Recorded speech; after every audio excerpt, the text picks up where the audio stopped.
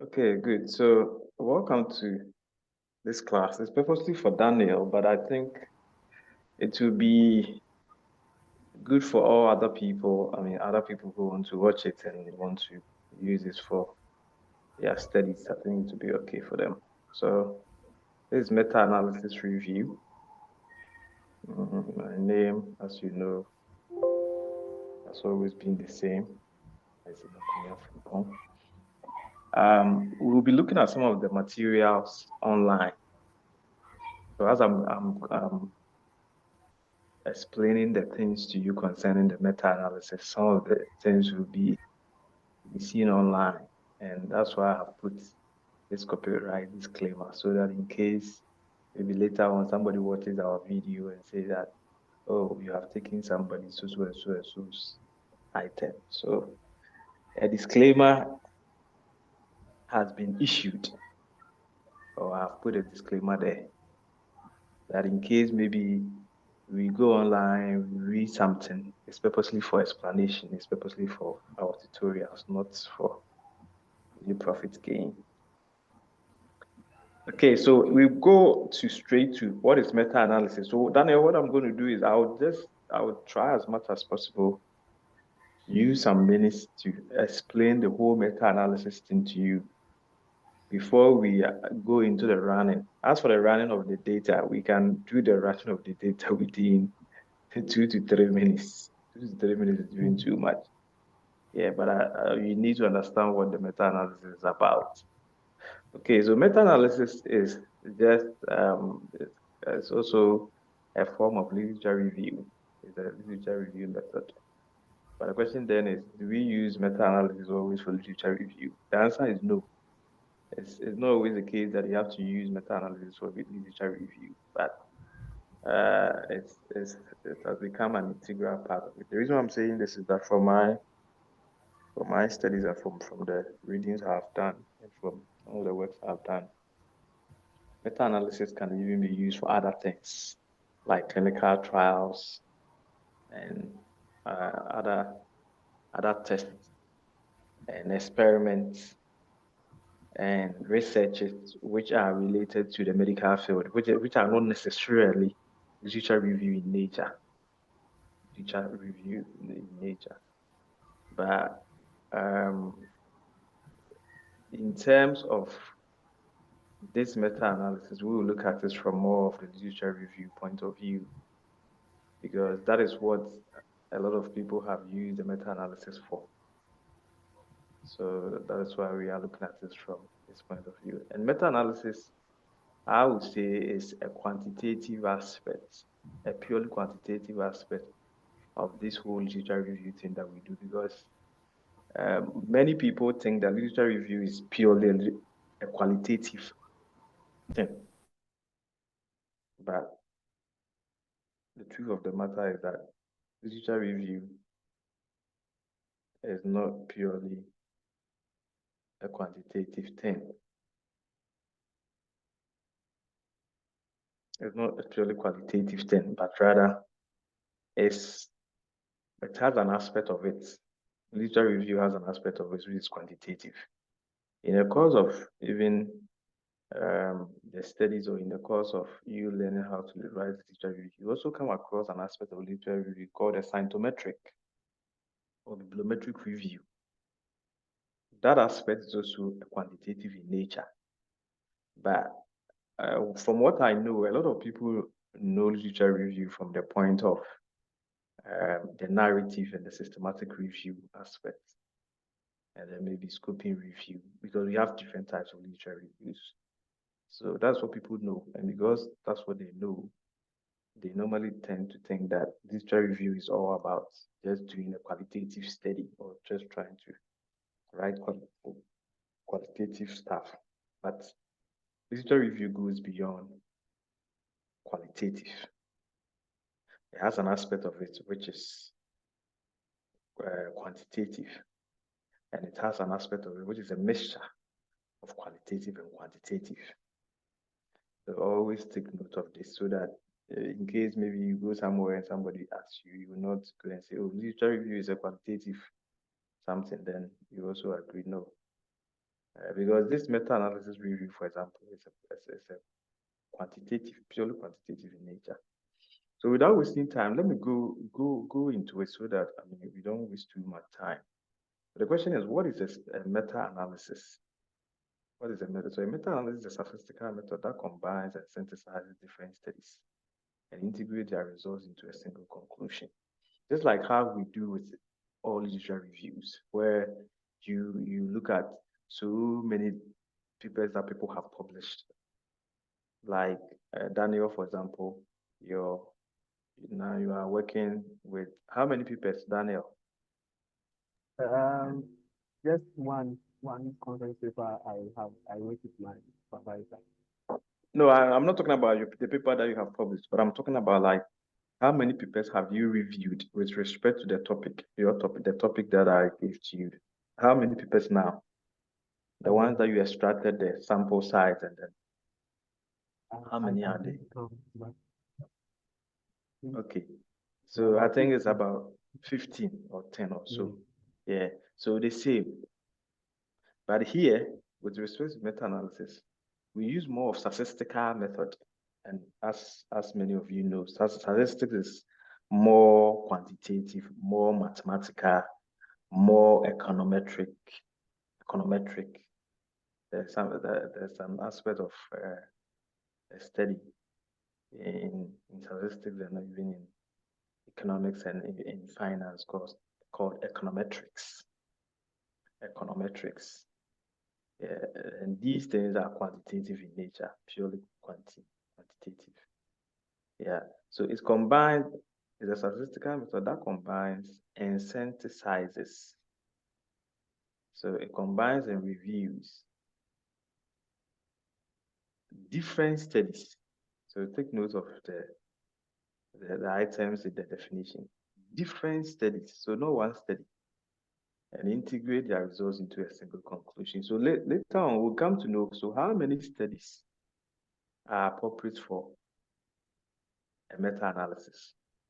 Because if you are undertaking a normal systematic review, the one I have done with many of you, or if you are undertaking a scoping review, a narrative review, or any other reviews, we normally have a number of papers that are recommended that you use.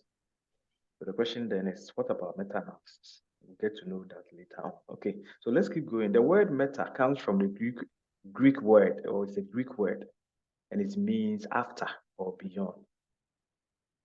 So a meta-analysis means analysis of analysis. In other words, like the papers that you are going to use are quantitative in nature, or the information that you are going to extract from the papers that you are going to use to undertake the meta-analysis are already things that people have already analyzed and put their results out there. And you are going to analyze it again. So something like literature review. Literature review is the literature people have published, people have worked on, and you are going to review it. So it's something like beyond, after. This after that. Okay. So the term meta-analysis was actually coined by a statistician called Jean Glass. Jean Glass is still alive. I think he's still around. He's about 83 years or 85 years or so. So you can read more about this man. Okay, he's an American. He's an American statistician. He came out with the word meta-analysis in the year 1976. Jean Glass. So read more about him. And even there's one effect size estimator that we have named after him, the Gene guy. So please read more about him. For the sake of time, I can't go into that historical background of how meta-analysis came by. So what are the strengths? So once again, as I mentioned, meta-analysis is another form of a literature review. It's another literature review technique. So what are the strengths? So one of the strengths of meta-analysis is based on mathematical and statistical rules. So it is more objective than other literature review methods such as systematic and narrative reviews. and is less influenced by the author's personal opinions. It's true. With respect to narrative and systematic reviews, you can influence the outcome by the way you understand how the papers have presented their results. I have conducted a number of literature review papers.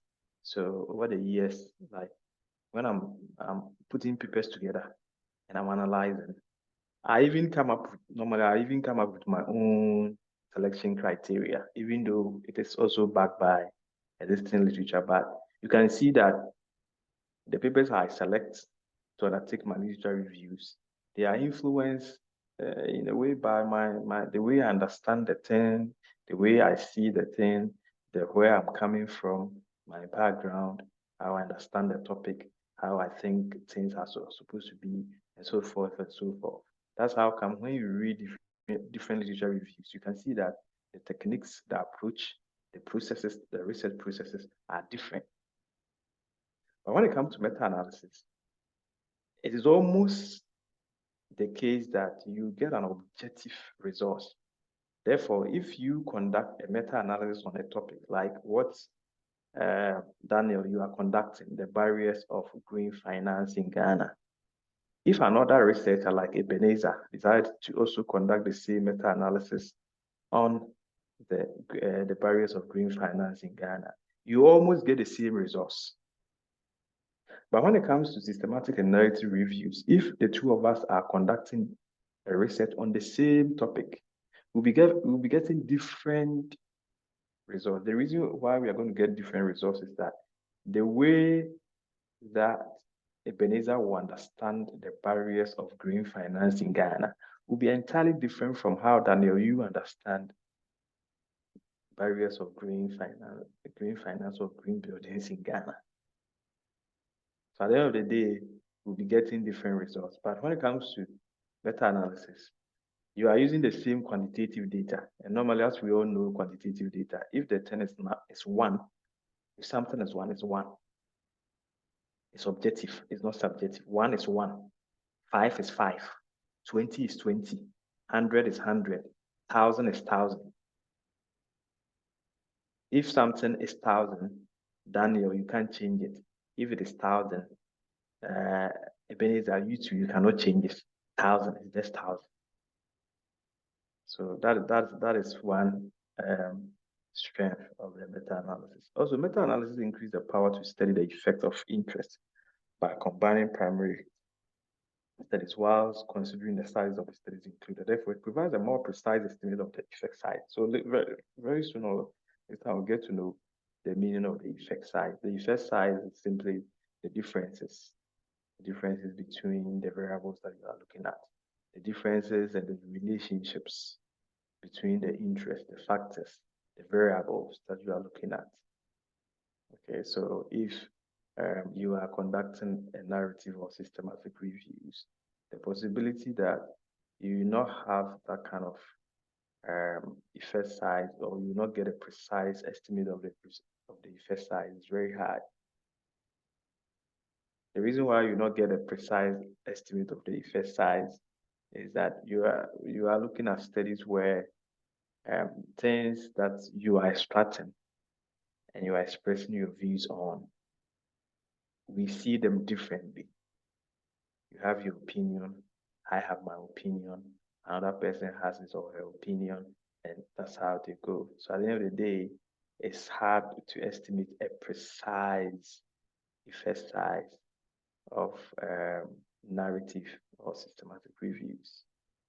And also in most of the studies and most of the papers which are used in narrative and systematic reviews and other literature review methods, they don't even have these quantitative variables, which we'll see them very soon. They are called the measurement outcomes. They don't have them in there. Okay, the papers were written qualitatively, interviews. So there's no objective figure to base on to even estimate the effect size. So these are some of the benefits. So please, you can read more about them. There are a number of them online. You need to get more understanding.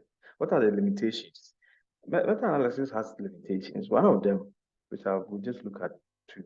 One of them is that meta-analysis can lead to misleading results and controversial conclusions. And that's very true. Why? Because remember, we are dealing with figures and people can massage figures. People can massage figures. Yeah, all figures can be massaged. All figures can be manipulated. And more importantly, when you are conducting a meta-analysis and also you don't select the right number of papers to be included in the study, you may end up getting a controversial and misleading results. Yeah, so that's why, for example, Daniel, in your case, I really took my time. I took almost about 2 to 3 days, and I read all the papers, and I carefully selected the papers which I think they are important. Even after I selected the papers, and now we are going to use for this meta-analysis, we need to do another thing again, which I'll introduce you to it briefly. You need to do what we call the quality or bias assessment and check the methodological strength of the papers before you include them. Because if you don't put in the right papers, if you don't put in the right studies, you are going to get misleading results. And if people base on your results to make any decision, that means you have misled them.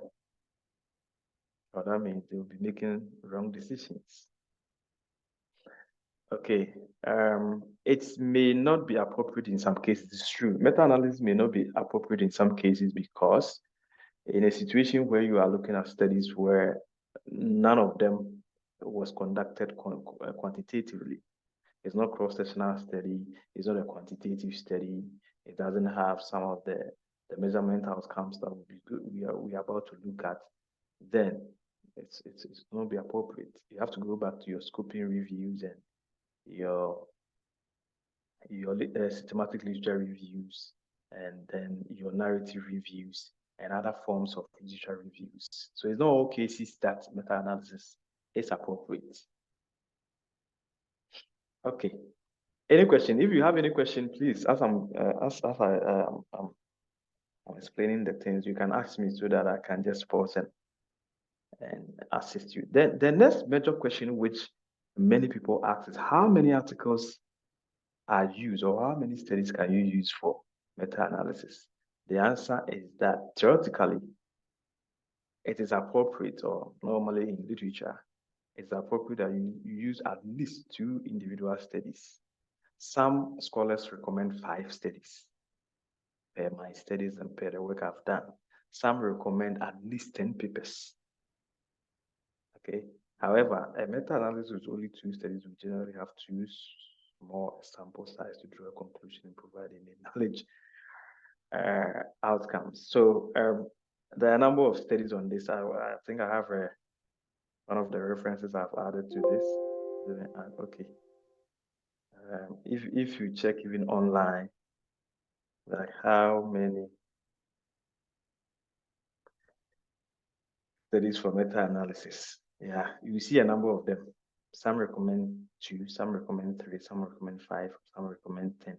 But please read about why and how come, in what context. But the general consensus is that you can use 2 or more. You can use 2 or more papers to do meta-analysis. And the reason being that, as I mentioned, in most studies concerning topics or an area that you want to conduct a study on, you see that people have not conducted quantitative studies. They didn't conduct a cross-sectional study. They didn't conduct maybe a mixed study or something. Maybe the study is purely qualitative in nature. And also it lacks some of the methodological strengths. Because sometimes even the studies may exist, but when you pass them through the quality and the bias analysis, you see that those studies will not even qualify to be used for meta-analysis. Yeah, so at the end of the day, you have about 100 papers. Like Daniel's case, for example, the papers were many. I mean, so many papers. that we started looking at. But at the end of the day, we have filtered them down. We have taken a lot of them out. We have taken them a lot of them. Now we have 15. And even the 15, I guess we may take some of them out if we undertake the quality and bias assessments of the paper. So these are some of the issues concerning meta. But generally, 2 or more are acceptable. If you even have 2 papers, 2 papers which are talking about the same thing. So normally there must be a homogeneity, homogeneity, like 2 things talking about the same thing. So if you are talking about green buildings, barriers of green buildings, you must have 2 or more papers talking about. Okay. However, there's a lot of papers include a method give more reliability than. I would say yes, and I would say no. It depends. Yeah, it depends because it will be determined by. We have some things that we look at. We have one of them, publication bias. We have to also assess the heterogeneity of the articles. All these things must be checked. Yeah, you have to check the heterogeneity of the papers and all that before. But in terms of its reliability, yeah, I would say from what I know, I would say the larger, the bigger, the better, or the larger, the better. But still, don't conclude on that face value. You have to go ahead and conduct the heterogeneity test, and then also conduct the publication bias and all that before you conclude that the papers are okay. Because sometimes you may use fewer papers and you still have very good results. Yeah. Okay, Daniel, thank you for the question. Okay, so yeah, that's it. Now, what are the steps in conducting a meta-analysis? So the steps in conducting a meta-analysis is just the same steps that I've been teaching you, just like the systematic review, the same. The only thing that we add to it, the part that I have highlighted, the same. Maybe I think I'll add the extraction of the distance of the measurement outcome, which is also somehow new. But aside that, all the other steps from step 1 to step 4 are the same things that we use for all systematic reviews and the narrative reviews and all that. Okay, so I'm going to help you. So let's go through the steps. So the first thing that you have to do, and I've done this with you already, is that you need to formulate your research question or objective. Normally, your research question or objective will definitely come out of your research topic. Okay, so in our case, for example, Daniel, we are looking at barriers. We are trying to conduct a meta-analysis on the barriers of green buildings in Ghana. So out of this, it's easy for you to coin your research objective or research question. It's easy, right? You can easily do that. So if I'm going to coin a question research, for example, I would say, what are the barriers of green buildings in Ghana? Yeah, I've coined my research question. What are the barriers? Okay, good. So once you get a barriers, once you form the research question or your objective, the next thing to do is come up with what I told you. You have to come up with your keywords. You have to come up with your keywords if you still remember keywords. To come up with keywords. So out of the topic, so here the topic is about barriers and the topic is about green buildings and it's also about Ghana. So these 3 terms must feature prominently in your keywords that you are going to put together to go and do the search. So barriers, what other words can be used to represent barriers? Other words that can be used to represent barriers include what? Risk, limitations, challenges. All these things are, they can be used to represent barriers. Barriers, obstacles, challenges, limitations.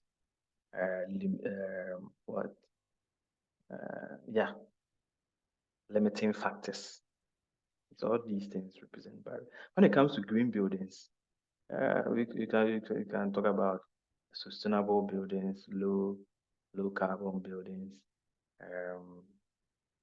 yeah, and then green buildings, and then Ghana can also be, but Ghana, we don't have any other word to represent Ghana. If you're looking at it from the global perspective, you take away the Ghana, the Ghana will just be there. Okay, so now you have your keyword. What next? The next thing is to search for articles. So you do the normal search as we have been doing. And the normal search, I told you that in our field, you always look at the field that you are in and you ask which databases are prominent. In our field, the databases which are prominent are Scopus, Web of Science, and then what again? Can you mention some of them? EBSCO, Google Scholar, etc. So just get to know when we say prominent, and it doesn't mean these are the only databases that we have in the world. We have so many databases in the world. We have MBase. If you go to the medical field, they have the MBase. They have the Cochrane line. They have what again? A lot. PubMed and the rest. But in terms of construction management, the databases which are very popular are the Scopus, the Web of Science, the EBSCO, the Google Scholar, and the rest. Okay, so in these databases, you put the keywords into them, and then you search for the articles. So once you get the articles from all these databases, you put them together. The next step, which is the step 3, is to now you have to select the right articles for your work. But before you select the right articles, you need to come up with what we call the inclusion and exclusion criteria. What articles from the resource, that's from the databases, are you looking for? So if I am doing this, so if you remember, Daniel, you kept on sending me Excel file, and I kept on telling you, focus on Ghana, focus on Ghana. If you remember, I kept on saying that, focus on Ghana, focus on Ghana. I mean, I'm talking about when you started. I mean, when we started, and then you search for the articles. I kept on saying, focus on Ghana, focus on Ghana. The reason why I was saying focus on Ghana was that it is one of our inclusion criteria that we are looking at the barriers of green buildings which are pertaining to only Ghana. Only Ghana. So that becomes our inclusion criteria. Another inclusion that you can look at is you can look at the year. So maybe if, in our case, we can say if we get to know that the papers are too many, we can decide to just look at from the year 2015, when the issue of sustainable development goals came into being. We can decide to do something like that. Or we can decide to look at post-pandemic. That's after the COVID. When did the COVID, has it been declared over? Are we still not in the COVID pandemic? Not yet, we are still not safe.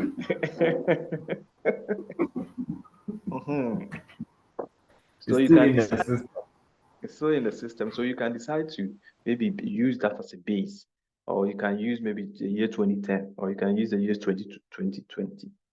So the year can also be a way by which you can include or exclude your articles. You can also look at the type of study. So we have this type of study, you can narrow it down to the research design.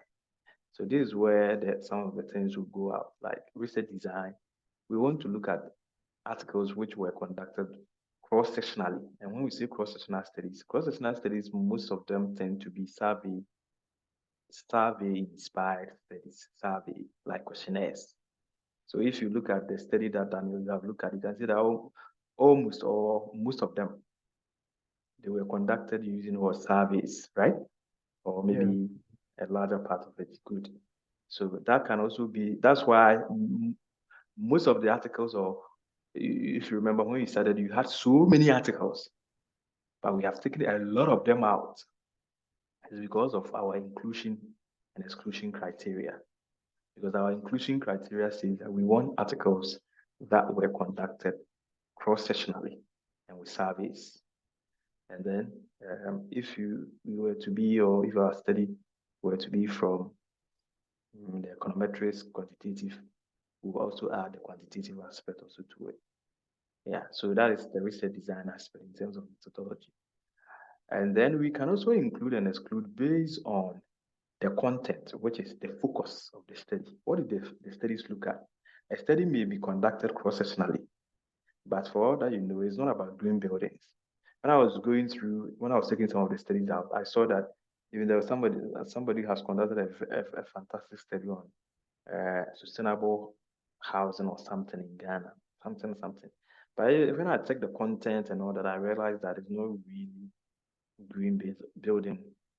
Has little to do with green buildings. So I decided to take it out. Okay, good.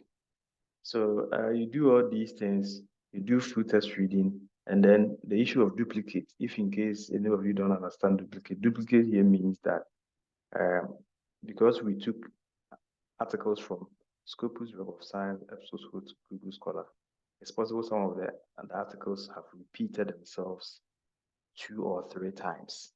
So therefore, you have to delete articles which have repeated themselves 2 or 3 times, and then just keep one of them. If there are 3, delete 2, then keep 1. If there are 2, delete 1, and keep 1. So that's duplicate analysis. Title and abstract screening, full test reading, and selection of articles. At that section, you just apply the inclusion and exclusion criteria, and then you select. Okay, now the next point, which I think many people don't do, and in our field normally we don't do, is what we call the quality or bias assessment of the articles that you have selected. It's something that many of us, or most of the studies I have seen in our field, we don't do. And it's acceptable and it's reasonable as well. The reason why it's reasonable is that in the medical field, most of the decisions taken are based on some of these systematic reviews and meta-analysis. So something like clinical trials and all that. So if the method that you are, it's just like maybe trying to conduct a study for a patient or some health-related issue, and then you have been given a contract to conduct a study and then give them results like malaria or COVID or something. And then the method by which you came about your findings are even questionable. And that means you are likely to kill people. you are likely to give some results that will kill people. I know. So they are very particular and they are so much concerned about how you go about the method, how you go about the study, and even the study that you are including, whether it's really a study which was conducted properly, because decisions are going to be made on that. It doesn't mean in the construction field we don't do the same, but in the construction field, what I've seen is that they don't really place much emphasis on that. That's what I've seen based on the 2 areas that I've done some studies and some projects for some professors. Yeah, so the quality or the bias assessment must be done. And this is done to check whether the methodology and how the study was conducted was really, really effective, and the study can be reliable. Can we rely on that study to make any meaningful decision? So we will determine that based on the quality of bias assessment. Okay, and also the quality of bias assessment is part of the requirement if you are going to use the Prisma. So many of you have heard or have seen Prisma. Prisma itself is not a systematic review method. Maybe you have seen this Prisma, but it's a guide. It's a guide through which or by which you conduct your study. One of the requirements in the Prisma guidelines is that you have to report your quality or bias assessment. It's a requirement. We have to do it. Okay, good. So now all these things have been done. We have determined that the papers, let's say the 15 papers that we are using, they are all reliable, they are all okay, they have passed the quality or bias assessment test. And on what next? The next thing is to extract the data. And then the next thing is to extract the data to conduct the meta-analysis. And this is where the meta-analysis actually starts from. So in order to extract the data, the 15 articles, we need to look out for what we call the measurement outcomes, or the dependent variables, or the variables, to be in general. So what kind of data do you extract? So I've put some of them here. Okay, I'll put some of them here. So if you are extracting a binary data where individual outcome is one of only two possible categorical responses, you can extract that. And then you can also extract continuous data where each individual outcome is a measurement of numerical quantity. So like maybe what we are doing with the green buildings. So with respect to the green buildings, we can look at the number of barriers that appeared in the articles. And we can use that to do analysis. We can also decide to use the ordinal data or data. The ordinal data is where we do the ranking, and this is normally comes from the Likert scale. The Likert scale of 1 to 7, 1 to 5, 1 to 9. So you can base on that to also extract. And normally some these ordinal data or data, definitely some means will be conducted on it, some standard deviations will be conducted on it, some standard errors will be computed on them. Yeah, if you take the studies, you can pick all these things from the studies. You can use them for that.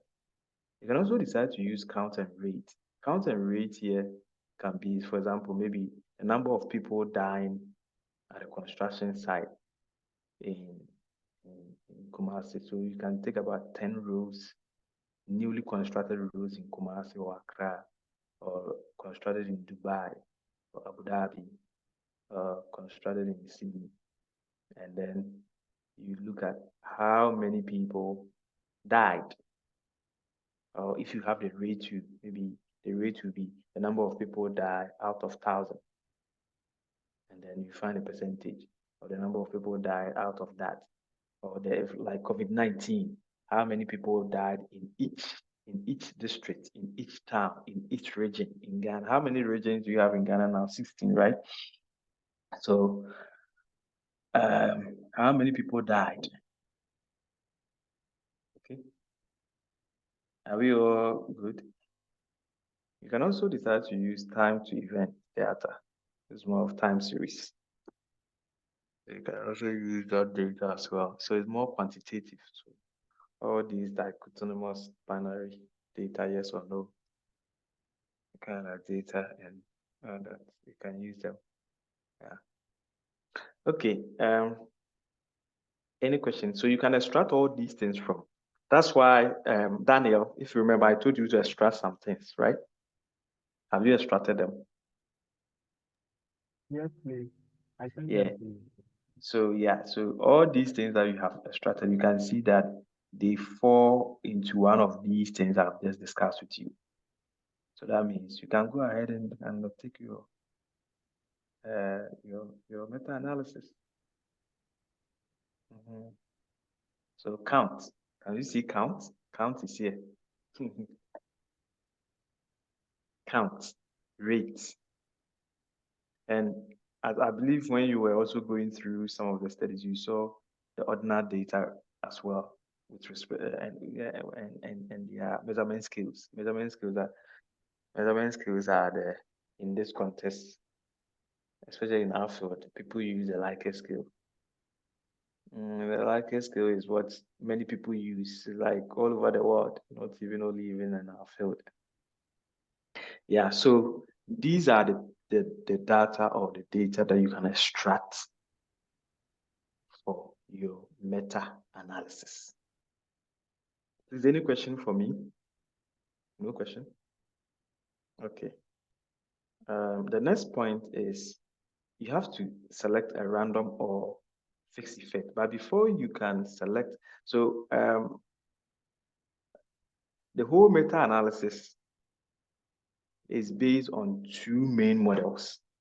So meta-analysis is based on two models, two quantitative models. Either you go for what we call a random effect model, or you go for a fixed effect model. But the question is, how do you know whether the results that I have run or the data I've run is pointing to the selection of random effects model or a fixed effect model?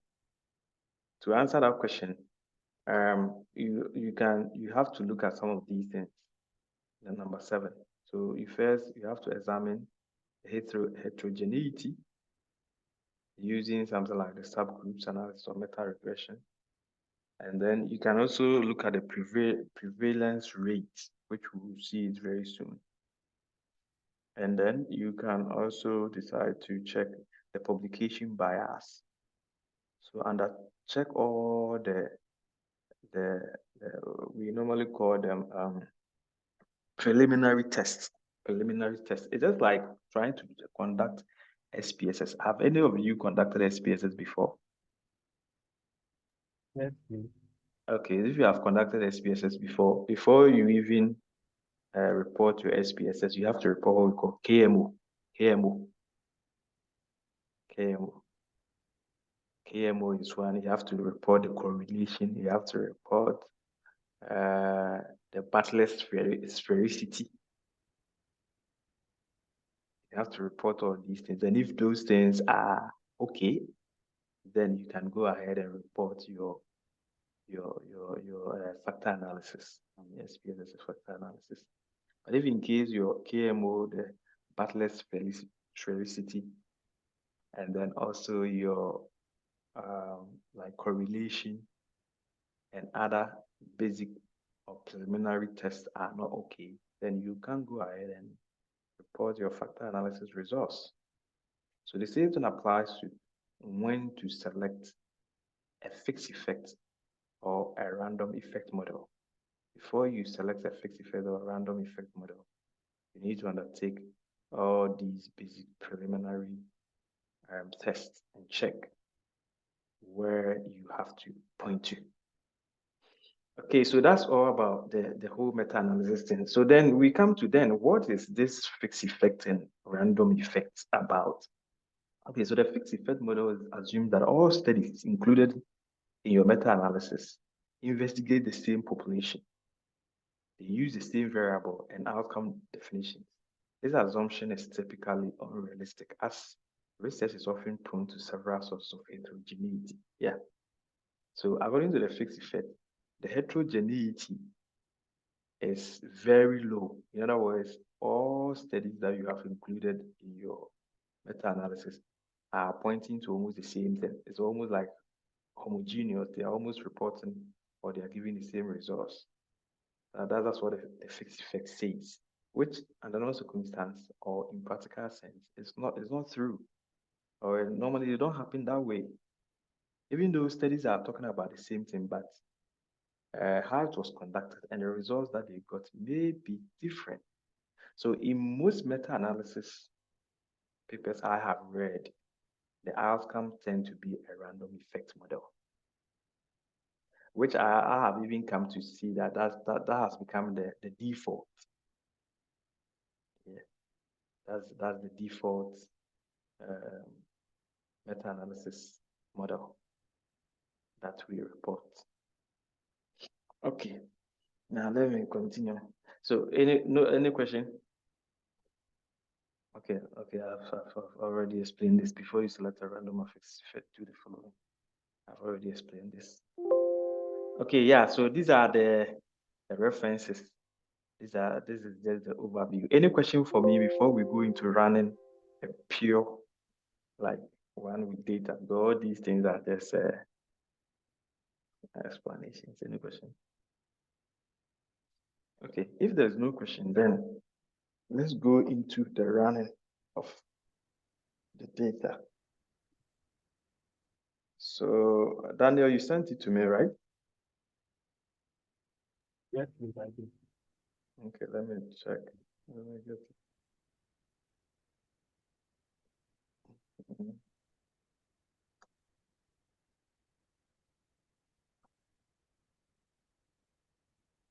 Okay.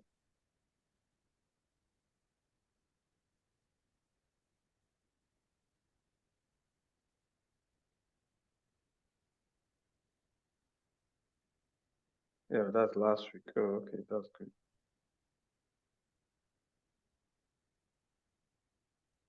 Okay, good. So to make our work very easy, I'm going to introduce you to some articles that will help you. And I'm going to introduce you to some articles. Okay. Yeah, thanks. So at this point, I assume that we have done all the preliminary works. We have set articles, we have done, because I can't go back for us to start from the scratch to do everything. If I decide to do that, then we are not going to finish today. Yeah, maybe another time. I may conduct an intensive class of maybe about 2-3 hours continuous. Then we start from the scratch. We take a topic and then we do everything step by step. But today I just want to just do the meta-analysis so that we can go. Okay, so I'm going to introduce you to some papers which I believe will help you a lot. One of them is a paper which was conducted recently by Sani Aniberi, Mohammed Zain, Olatunji, and Olatunji in the year 2022. That paper has received a number of citations. Now I think they count more than 100 citations 2 years ago. And it's about the causes of delay. So please, you can download this article. Okay, it's a very good article. The causes of delay in the global construction industry. So please, this is one of the papers that I helped me to learn, or assisted me to learn meta-analysis. So please make sure you get it. It's about construction management. Yeah, I'll put it in the chat box so you can also click on it and get it. Okay, so in this paper, they utilize meta-analysis.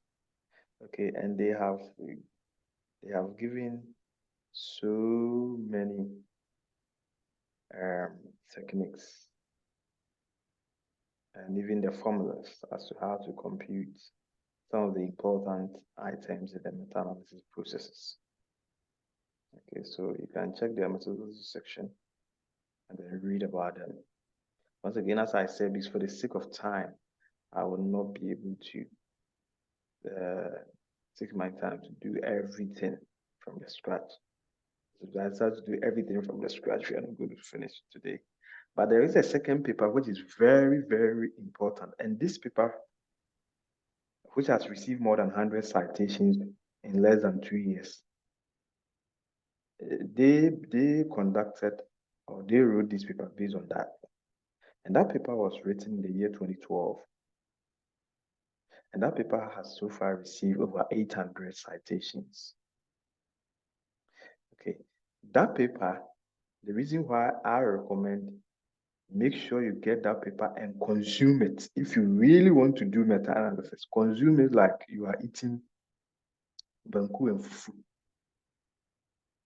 or fried rice, or jollof rice, or Chinese word, Indomie, or something. I mean, your delicious delicacy. That paper, the reason why it is important is that all these formulas that you see here, which are underlined the computation of the key items in the meta-analysis. They have done it in a form of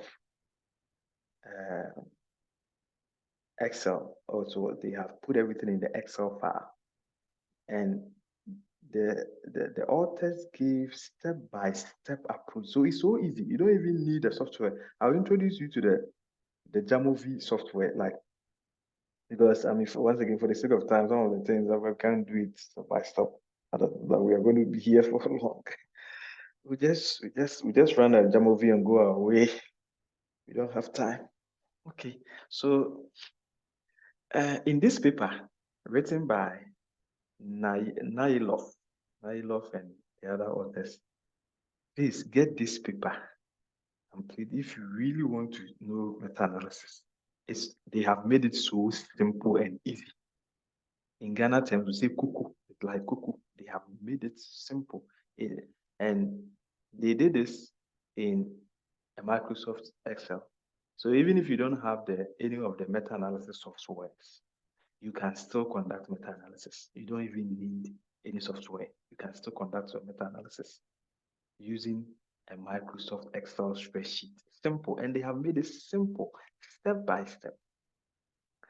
I'm going to take you through some of them briefly, and then from there, we just go. Okay, so for example, okay, you're welcome. For example, like here, like how to compute effect size. So one of the key items that you need in your meta-analysis is what we call effect size. Okay, and the effect size is, what is effect size? So let's look at effect size. It just shows you the differences between the variables that you are working with. So what is effect size? Okay, let's define what's the meaning. So the first effect size is not only in medical education, but I mean normally this is where it's normally used. It's compare different educational interventions. Effect size is the magnitude of difference between groups. Okay, let me think for another definition. In other words, what this one is trying to say is that the effect size compares the differences in either groups or the differences between the variables that you are using in your study.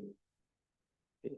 In our context, we say the differences in the studies that we are using. Okay. Good. And you can also get other definitions too as well. Anyway, this is not, we don't really need it. We'll determine this one quantitatively. But what it's just trying to tell us is that it's just trying to tell us the differences in the variables that we are using to conduct a study. Okay, so if you want to compute the effect size, instead of using a software to compute it, these people have made it simple. Okay, so how do you get effect size? According to the so the outcome here is the effect size. Okay, so they consider the outcome here as the effect size. How do you get that? To get the outcome of the effect size, you just divide the event. So what is the event? So in our context, the event is the barriers, the number of barriers that Daniel identified. Let me come back to this data. Let me come back to this data. Let me copy it somewhere and put it somewhere. And I'll just make the names of the studies, article 1, article 2. So for the sake of this time, because I can't put the names there, if I'm going to put it one by one, we are not going to finish now. I'm going to just make them article 1 up to article 15. Daniel, do you agree? It's the same. It's not, I'm not doing anything new. The same thing. Yeah. So, yeah. So according to that spreadsheet, if we were to look for the effect size, this one, there was no sample size, right? It didn't appear. The ones that the sample size didn't appear, take them out, because other than that, we can. So maybe later on, Daniel, check article number 8, number 9, and then also article number 14. You check later, but I'm going to delete them for now and use the ones which they have their sample size and everything ready. Okay, so according to this, so if you want to get an effect size, you just divide the event divided by the sample size. Event, what is the event? In our context, the number of what? The barriers identified. So that becomes our outcome of the effect size. Okay, how do you get that? Very simple. That's you can also do this with the software, which when we get into the demo, I'll show you all that. That one, that just by a click, you can get everything. But if in case you don't have the software, you can also use your spreadsheet to do it. Okay. Good. So how do we get this? So all that you have to do is you take this, divide by this. You take this, you divide by this, and you spread it throughout. This, divide by this, and you get that. Is that okay? Okay. In addition, other steps have been shown. I think to me so far, this is one of the papers I've read, or one of the things I went through that out. When I finished, I was so happy. The reason I was so happy was that, like, they did it like it's just like teaching someone who is in in kindergarten or primary school. They did it step by step. And it's so easy to follow, and it's in a spreadsheet. In a spreadsheet. Then how to get your standard error? That has also they have also shown how to do it. And to get a standard error, is just you divide the event. Okay, you find the square root of the event divided by the sample size. And then you get the standard errors. How do you get the individual weights? That one has also been shown. How do you get a weighted effect size? That's also been shown. We need all these things because they are the ones that will help us to compute the Q which will help us to know the heterogeneity of the studies, whether they are homogeneous or they are not in terms of the results, and then also the I square, okay, which will also help us to know the heterogeneity of the studies. And then we can even go ahead and determine the effect size. Okay, so all that have been done here. They have done that. So please get a time and do it.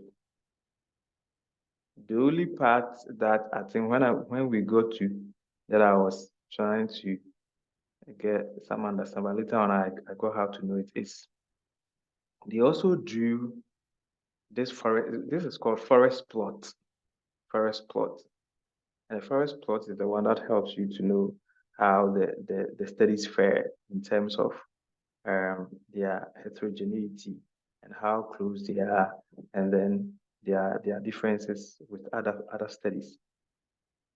Okay, and they did it once again with a spreadsheet. Yeah, but if we use the Jamovi or any other software like the Cochrane and all that, the software will draw the forest plot for you, which we will see it very soon when we use the Jamovi. Okay, so this is a very good paper if you are somebody who is not good at using softwares, or you don't even have access to using a software. You can use your normal Excel spreadsheets to still conduct a meta-analysis and report your results, and then you'll be good to go. And they have done it step by step, everything step by step. Okay. Is there any question before I move on? Okay. If there's no question, then now let's come to how to run the meta-analysis in a software. So I'm introducing you to one of the software. So once again, this is not the only software, please. There are a number of softwares which can be used to run a meta-analysis. What I'm showing to you is one of them. And this one is called Jamovi. Jamovi is one of them. We have so many meta-analysis softwares. So I'll go to my J and get my Jamovi.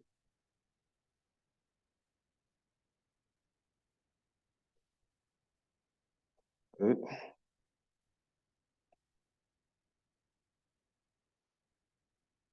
So so in the Jamovi, it will tell me the kind of data I need from the information I have or from the data I have.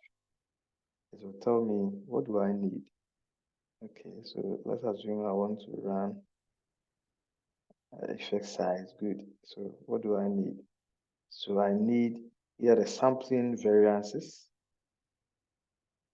I need the sampling variances.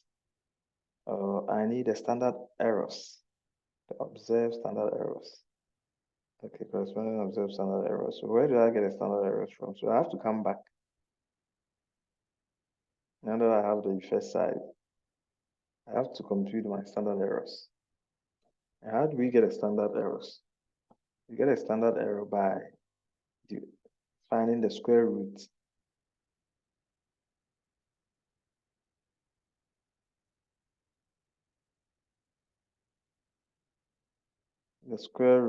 of the event all divided by the sample size. Okay. I don't know whether it's went or let me put this in bracket. Okay.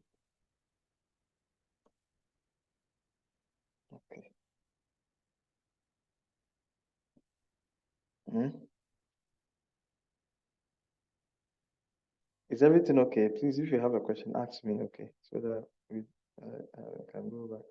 I got this standard errors the formula from this book, from this article. So this is how it was computed.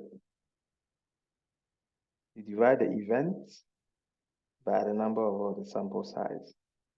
Or another way by which you can get a standard error is you take the outcomes of the effect size and then you find the square root of the effect size times the sample size. That will also give you the same. Or in this Excel, you can use this Excel formula. Okay, they have given you even the what to click in the Excel. That one to go can also give you the same results. Is that okay? Is everybody okay? That's how to get the standard errors. Okay, good. So I have my effect size, I have my standard errors. Then that means I can transport these things and go and compute my meta-analysis or do some meta-analysis. Okay, so let me export this data and then import them into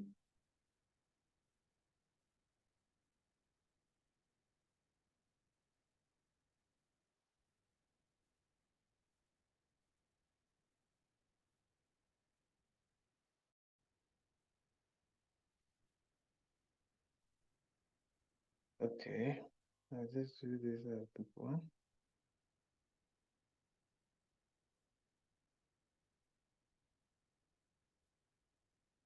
Okay. I'm going to import. So this is how you import. You click on Open. And then you search for where you have saved it. Where did we save? I can browse.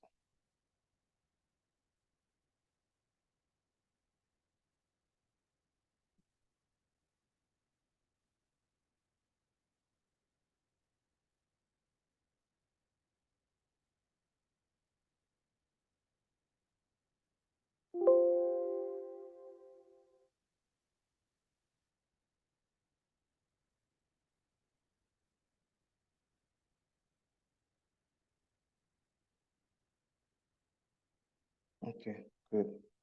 So I have all these things. Okay, yeah. So what next? The next is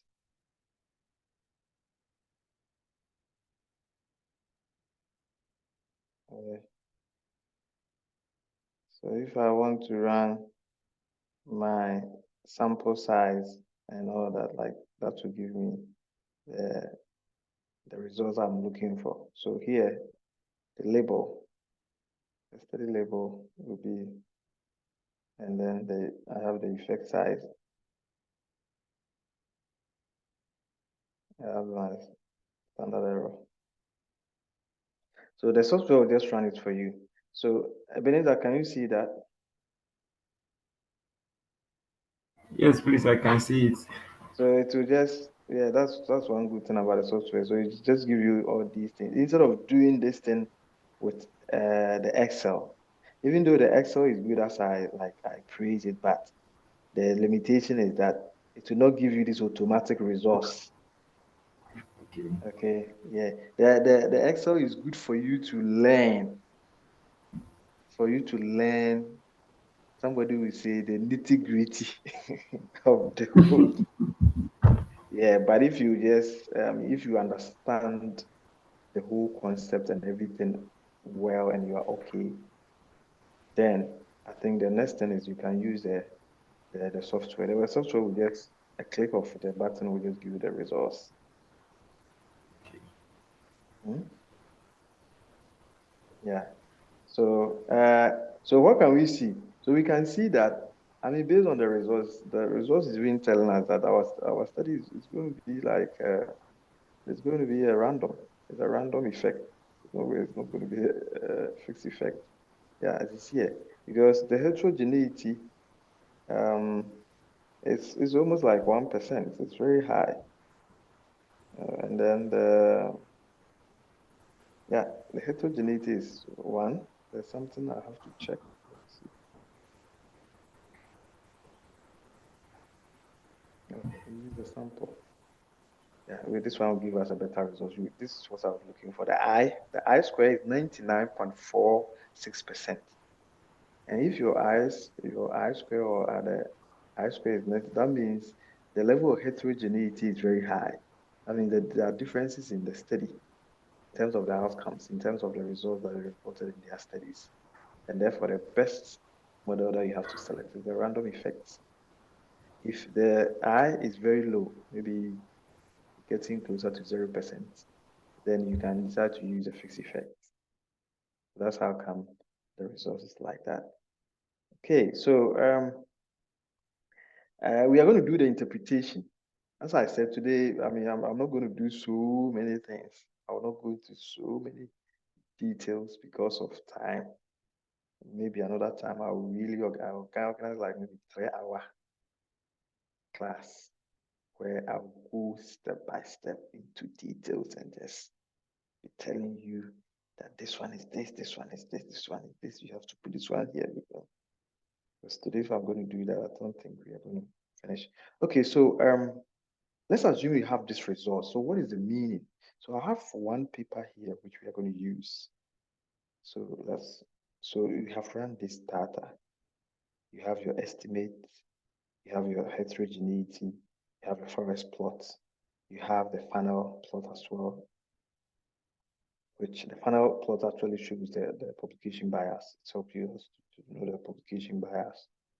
And then we have the equivalence test plot as well. So what does it mean? What are all these results that the software has given to us, including the Excel? What does it mean? So I have this of this study. I don't know whether I put it on there. I don't think I did. Just give me a minute.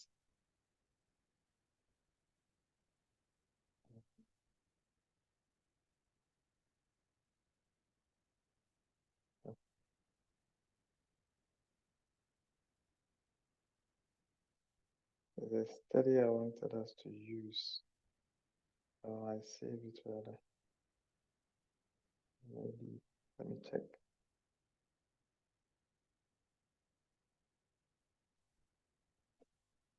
Yeah, save it.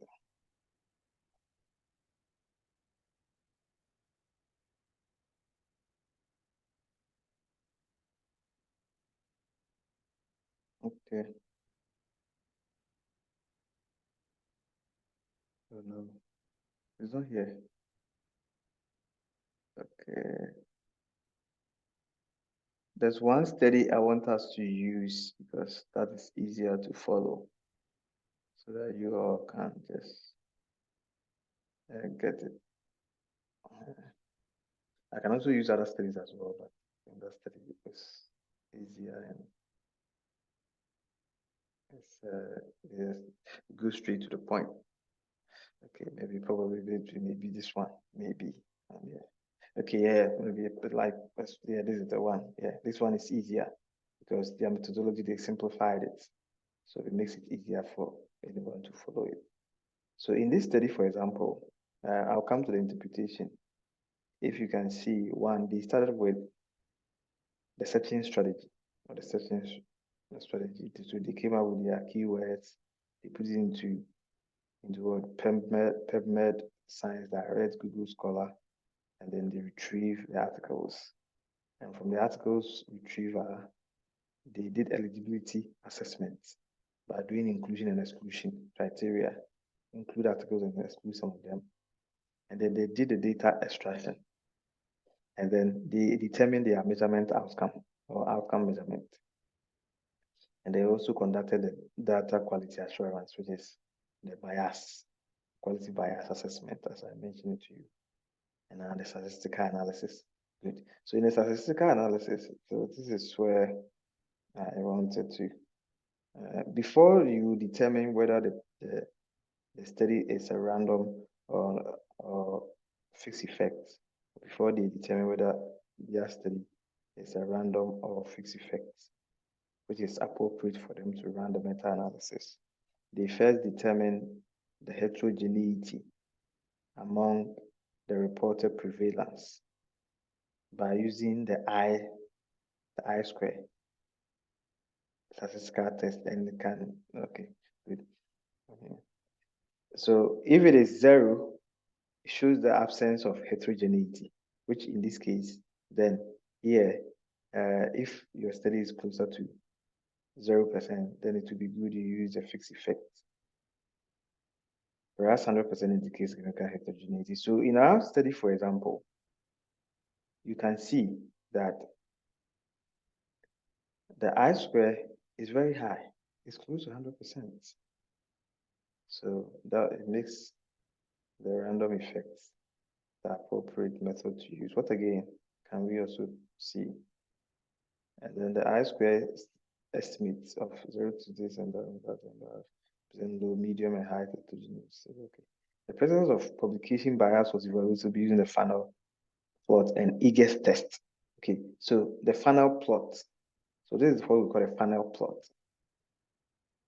Funnel, like the funnel that we all know, like for kerosenes and petrols and all that we know.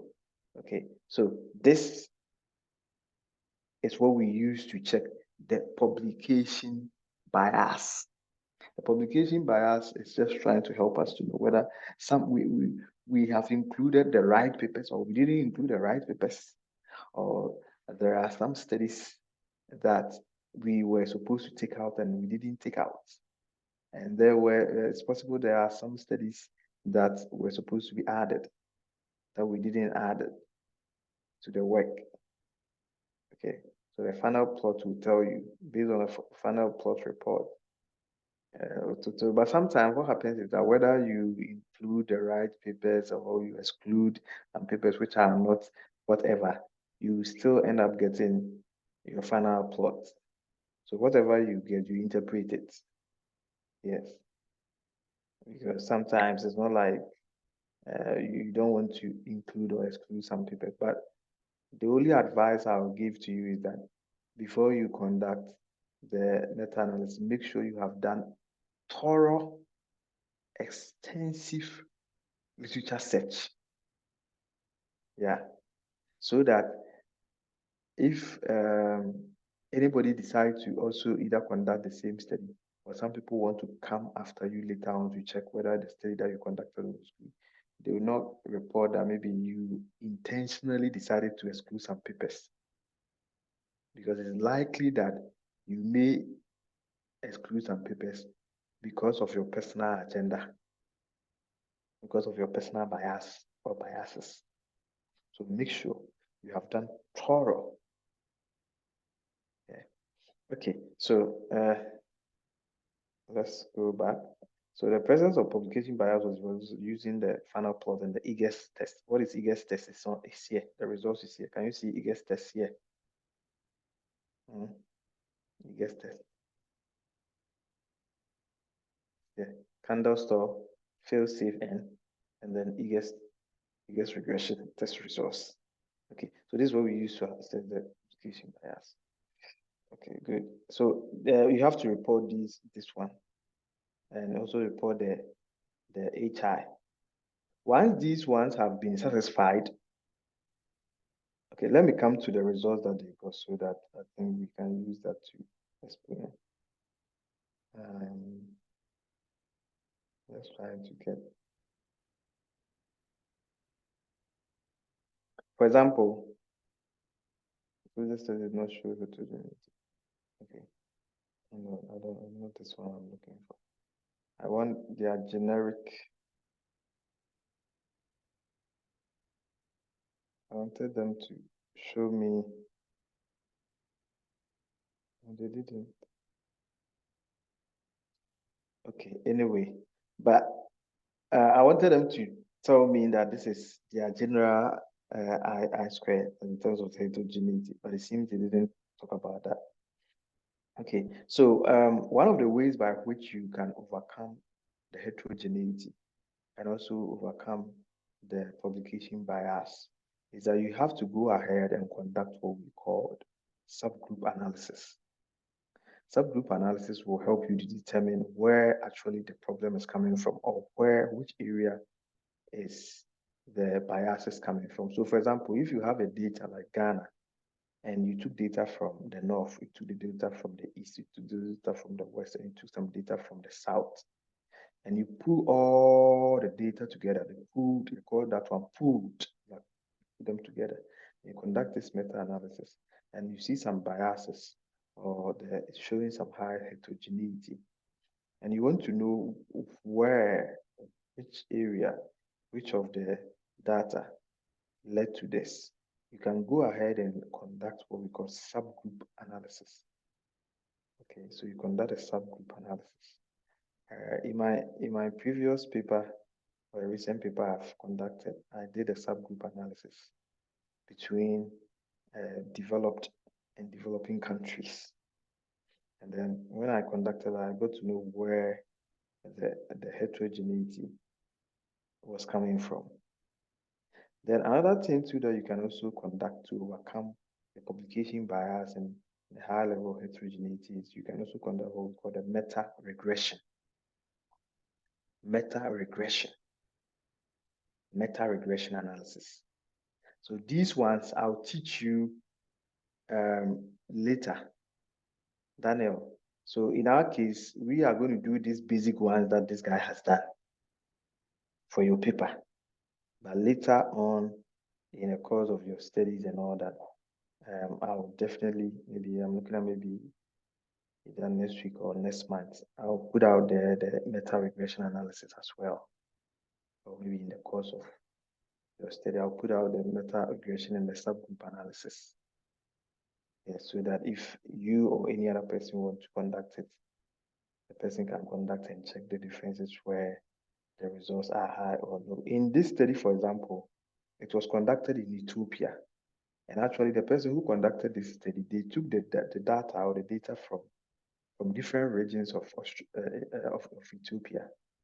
So you can see that different regions or areas. So what they did was that they conducted a subgroup analysis to check. I'm trying to get this info. Yeah, so these are the regions: Amara, Addis Ababa, Oromia, Addis Ababa, Amara, and then Oromia. So they conducted a subgroup analysis to check which area that the biases and the issues were coming from. Okay, so this is it. This is what they did, the prevalence and all that. Yeah, but it's not for, and I mean, not for this one, because this one, we are not taking studies from each region. It's more like we just said Ghana. Or Daniel, do you have time to petition, divide the data into where the studies were conducted? Maybe Accra, Kumasi, Tamale. Is it easy to detect that from the data? Can you identify? I'll go through them and find out. Yeah, you go through if it's bad. I think West is not going to be. Don't really worry yourself. And from the way it's going to be, you will do the basic one and report the general one, and then in a subsequent studies, when we get proper, better data, we can conduct the subgroups and the meta regression and all that. Is that okay? Okay. So that is all that I have for you today. For the sake of time, I'll end here, and then another time that will come, or another time that I will get opportunity to come your way, I will take them one by one. Like I will explain heterogeneity. How do we conduct heterogeneity? How do you overcome that? And what does it even mean? If you have publication bias, how do you work on publication bias? If you have maybe some of the studies that you were expecting to include, it cannot be included, what do you do? Let's assume you have extracted 1,000 articles from the database and you have gone through all of them, and maybe 2 or 3 are the ones which are important. What are you going to do? Because all things being equal, as human beings as we are, if you have, let's say, 500 papers and you have screened them, and then the 500 papers have come down to 3, and you're going to use them for study, something will tell you that this one, this thing is going to work, kind of. But meta-analysis look at things differently. It can still work if you meet all the necessary criteria or the necessary requirements that are needed for the meta-analysis. Okay, yeah. So another thing too is that this, instead of mentioning the article numbers, we would rather use the year and then the title. For example, the other paper I put together last month, for example, I put the you just have to put it the data. It's not anything difficult. It's not it's not anything. This one, just put the thing here. And this one will tell you the confidence interval of the effects. Okay, and this one is also showing how they fell in terms of their prevalence. Okay, I think that's all for now. Any question for me before we go? Yeah. So what I would do is that, so a general question. So at the end of the letter, how do you discuss your result? Oh, okay, that's good. That's a good question. So what you have to do is that based on the results that you get, you can say, it's just a matter of like trying to say that, okay, if it is, you are trying to look at how prevalent that teenage pregnancy is in Ghana. and you have conducted a meta-analysis. And then the data is saying that indeed, yes, there's high prevalence of meta-analysis in Ghana. I mean, in teenage pregnancy in Ghana. Okay, so you just report what the data is, because this is quantitative. It's just like it's also just like trying to you have some data, and then you run, and the results is saying that food is good for the body, something like that. And so it's just a confirmation or a disagreement of what is already in existence. So people are saying there's a high prevalence of teenage pregnancy in Ghana. So based on the data and based on the literature will confirm or disapprove what we know that is happening in Ghana. That's all. So when maybe if out of results you get this thing to confirm that indeed there's high prevalence of this pregnancy in Ghana, then you continue to explain. But one thing is that, which I have also seen, that most studies they do, is that they add a narrative aspect of it. So please don't only conduct the quantitative and present the quantitative results and present random effect, fixed effect, you see, because it's likely it will not make much sense. So what you have to do is that you have to also do some narration, explain the results. How do you explain the results? That means you have to do some kind of content analysis as well, kind of content reading or full text reading, and extract some information from the articles or the literature that you use for the paper, so that to give you a better understanding, and then it also give you better information to help you to explain the results that you got from the quantitative analysis. Okay, it's just like maybe you say 1 + 1 and you say the answer is 2. Then the question is, what is the meaning of 2? 2 itself, okay, I'll share it with you. Okay, I'll share that with you. Yeah. If you say 1 + 1, then we all say the answer is 2. 2 itself doesn't make much sense. You need to, because it's just a data, it's just a result, it's just a quantitative outcome. What does it mean? What does the 2 mean? So with the meta-analysis, you need to also add some narration. So in most cases, or in most meta-analysis papers I have seen, they normally term it as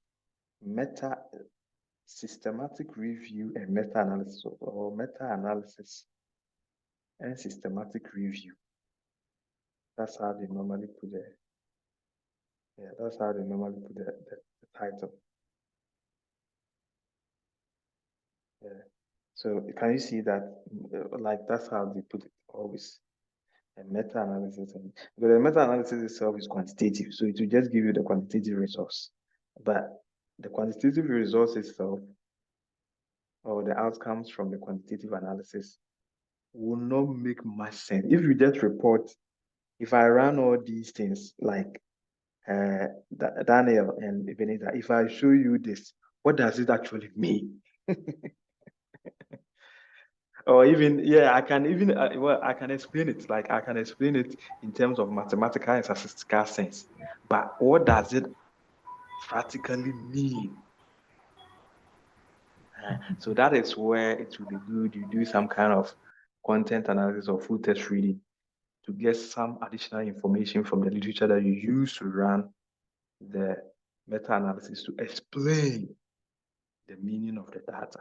So most of this thing, they normally term it as, and that is true, even if it is just, the title is just meta-analysis, there is an aspect of systematic review or narrative review in there. Yeah, because you can't only report the quantitative data and go away. No. It will not make much sense to anybody. Yes. So that's how they work. So in respect to yours, for example, Daniel, after we are done with the quantitative running and we get all these results, as you can see, as we have seen here, we need to get some information from the papers that we review, and then even look at the major barriers that the papers talked about, especially in terms of their discussion and their results and findings sections. Because normally they explain the barriers, because maybe if it's like economic barriers, or it's a social barrier, or it's something barrier, they explain. So we need to take some information from there and use them to explain this. So we report this thing all right, but we also explain them from the papers, yeah, the narration. Is that understood? Yes, please. Yes, please. I think it's a bit clear. Yeah, thank you so much. I have one other question. Okay, we have a question. I want to ask if it is possible to use different sample sizes for the systematic review part and then the meta-analysis part in the same paper. For example, maybe with the meta-analysis, we are using just the survey features that you identified. But then for the systematic side, maybe you included review features or some other forms of features. So Yeah. in that, the meta-analysis might be just maybe 10, but then the systematic side would be maybe like 15. Is that possible 15. in one paper? So far, personally, I've not seen that, but I think it's possible. Yeah. Where I get what you are saying, like where let's say you have 20 papers, and then 15 of them are quantitative in nature, and then the 5 of them are qualitative in nature, or they don't have any quantitative in there. So you just do the 5 and then report the 5 as a normal narrative systematic review results. And then the other 15, you report the meta-analysis. No, it will not work. So far, I've not seen that. No, I will not encourage you also to do that. Yeah, there's another form which I will teach you later on, which I think you can do. It's called ethnography, meta-ethnography. Okay, I'll teach you guys one day. I did some work for one professor. For meta-ethnography, you can combine. Yeah, I think you can combine. Yes, because I remember when we were doing that work. Yeah, we did something like that. Yeah, with meta-ethnography, you can combine. But even with that, there is a way to go about it. It's not just like you can combine, it's like you can combine it like that. Yeah, but if you are conducting a meta-analysis, then all the qualitative studies in nature must go. They must go. Unless the meta-analysis will not come in. Yeah. You can't keep an aspect of the literature that you are using for the meta-analysis for another thing. No. You get my point. So it's more of the meta-analysis in this context at this point, I would say is like, for now, that's what I would say is like, is the end of the road.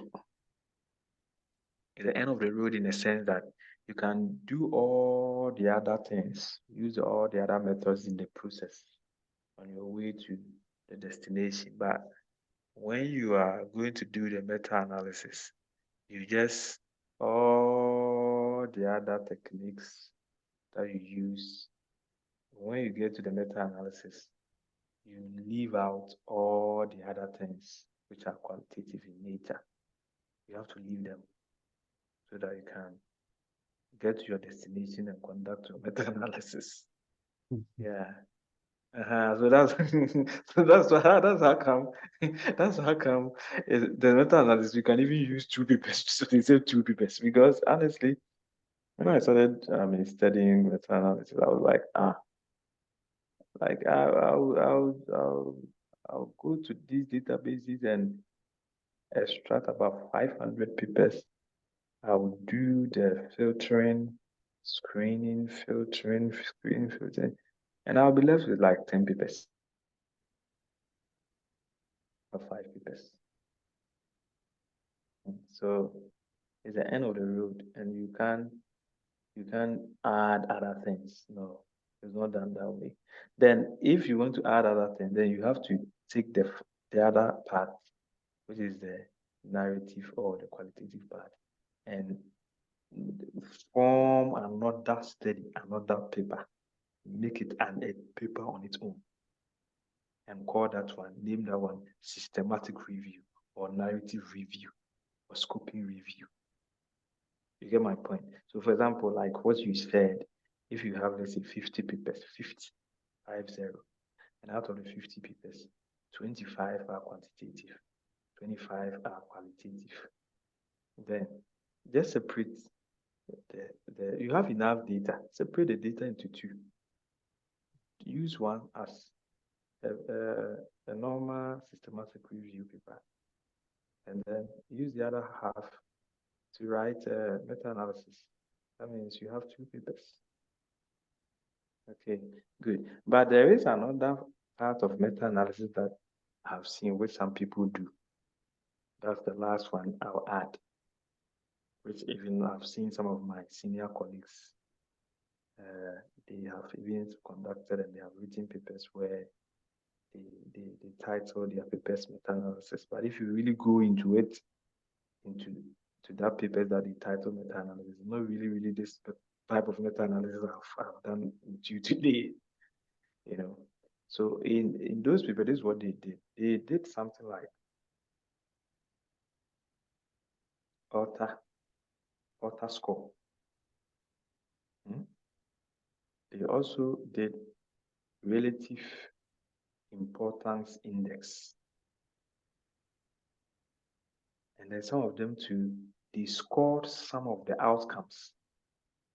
Mean score, yeah. I think I've seen mean score too. Mean score ranking. Okay. These are quantitative in nature, but it's not like this kind of, they didn't utilize random and fixed effects. Okay. I don't want to bother you too much. I have one paper like that here. I want to show you. In that case, if you are going to do it like what I've just shown you, then is it Ebenezer or Daniel who asked the question? Daniel. Then what you ask can be done. Okay. Then what you ask can be used. I have one of my senior colleagues. Yeah. If you have time or if you get time, please, you can read it. Yeah. One of his papers that he published in the cleaner production, I think is it cleaner production, one of the journals, has received a number of citations. Yeah. I'm just trying to open it. So in that paper, if you look at the paper very well, he didn't use random and fixed effects, and he didn't go through all these processes and all these things. So this is what I'm talking about: barriers to adoption of modular transformation with meta-analysis.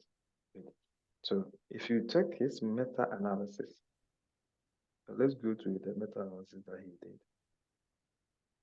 You can see that he didn't do this random effect, blah blah blah. I've gone too much. He did just the author score, if I'm not wrong. He did the author score, and then he also did some analysis on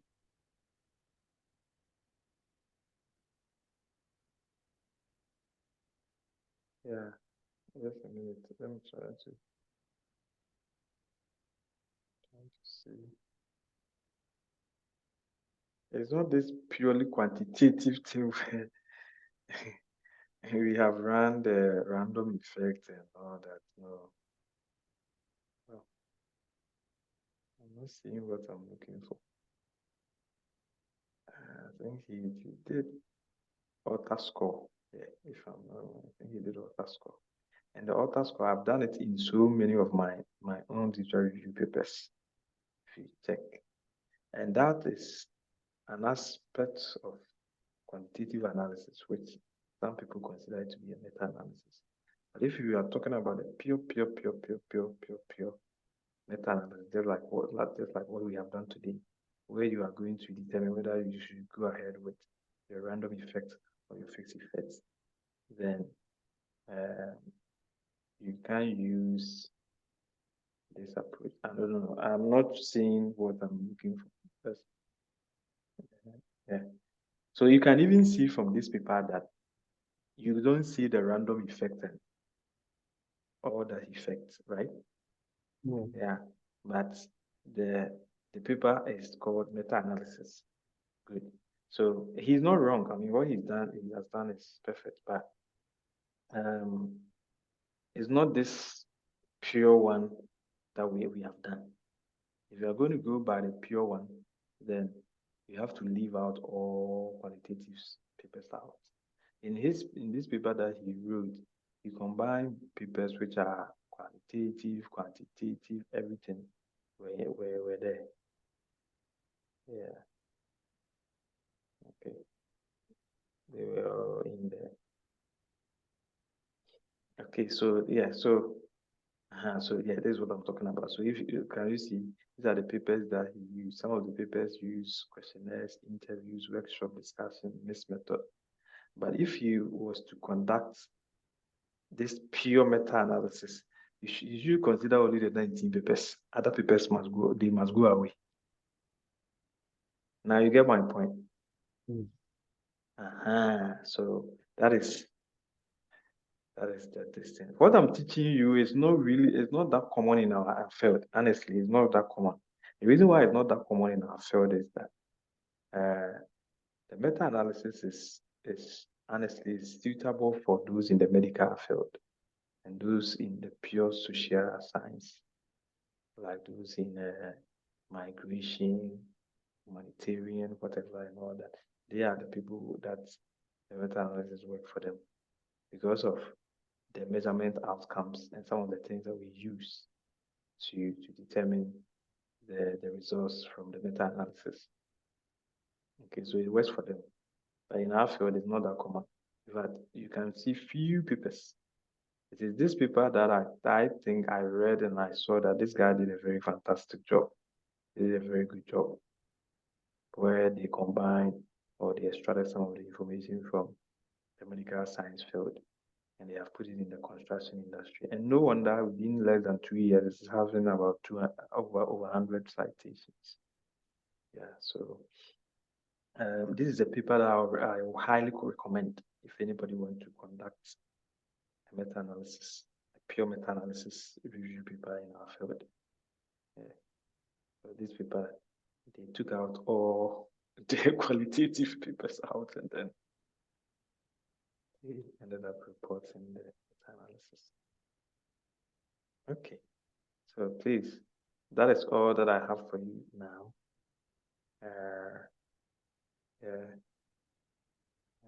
If anything that you in your reading or in your practice you come across that you have a question, don't hesitate to contact me.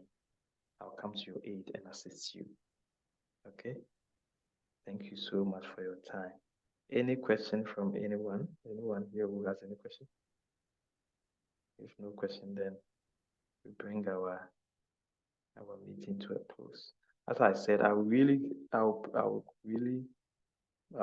prefer one day once we are done writing our paper, or even in the course of writing the paper, I'll see how to go. I'll just take my time to take you through some of the things step by step, one by one. I think that will help. So with respect to somebody like Daniel, what I will suggest you start doing now that we know the articles, is start writing the methodology section. Okay, start from there, methodology. So start from the methodology. So one, the methodology section, you talk about one, the first stage or the first step is to what? You set your research question or objective, which we have already done. And then we have to go and search for articles, which we have also done. Inclusion and exclusion of articles, we have done that. The only thing that we have not done is this. But we have even gone ahead to extract the variables. And then we have done some runnings, and we know how the results are going to be. Okay, so please start writing about the methodology section, and then you can give it names. What you can do is also look at papers that other people have written in the past. Just check them. Okay. Yeah. So that is all. I'll do other videos to just explain some of the things one by one, like what is the meaning of effect size. I'll just do a video, like 5 to 10 minutes video to just explain that. What's the meaning of heterogeneity, so that people also get that. Because if I decide to do all that today, it's going to be confusing and people will not even get it. Yeah. Okay, so that is all. Any question? Any question before we go? No question? Daniel? Ebenezer? No question. Okay, then thank you so much for your time. I appreciate you coming. I wish you all the best. See you another time. Take care. Bye. Bye. Thank you.